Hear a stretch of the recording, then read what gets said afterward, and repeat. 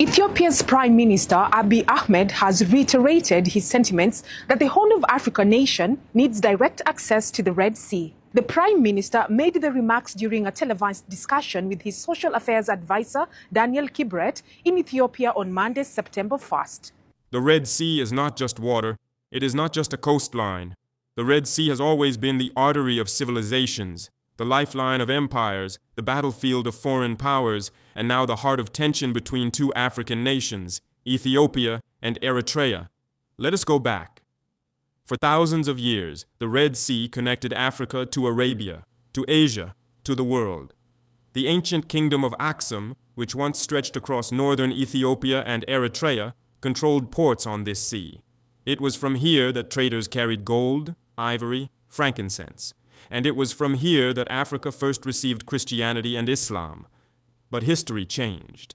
When Eritrea gained independence in 1993, Ethiopia, with its 130 million people, lost its coastline.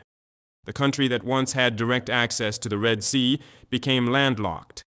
And for 3 decades, Ethiopia has depended almost entirely on Djibouti for its trade. Eritrea, on the other hand, kept its 1 in 200 kilometers of coastline, but remained small in population, fragile in economy, and often isolated diplomatically. So today, Ethiopia looks at the Red Sea as an existential need.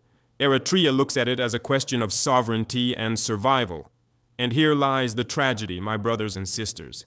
Two nations born from the same history, the same soil, the same struggle, are now standing on opposite sides of the same water. Instead of asking, how do we share this blessing? They are asking, who owns it? This is how colonial borders have poisoned Africa. They cut through our unity, and now, 30 years later, we fight over the scars they left behind. Ethiopia says, we are too many people, too big an economy, to remain a prisoner of the land. Eritrea says, this is our blood, our coastline, we will not surrender 1 inch. And both are correct. Both speak from truth, because Ethiopia's survival demands access to the sea, and Eritrea's survival demands respect for its sovereignty. So then, what is the solution? War? Brothers killing brothers once again? No! We must refuse the path of destruction. Listen to me, Africa. The Red Sea does not belong to one nation. It belongs to all Africans, just as the Nile belongs to all Africans, just as the Sahara belongs to all Africans. We must think differently. Why can Ethiopia and Eritrea not build a shared economic corridor, a joint port, a pan-African zone of trade and security? Why must the dream of one be the nightmare of the other? The Europeans share rivers, mountains, borders. They built the European Union. But here in Africa, we let foreign maps push us into endless suspicion and bloodshed. If Ethiopia and Eritrea fight again, who will benefit? Not the farmer, not the fisherman, not the child.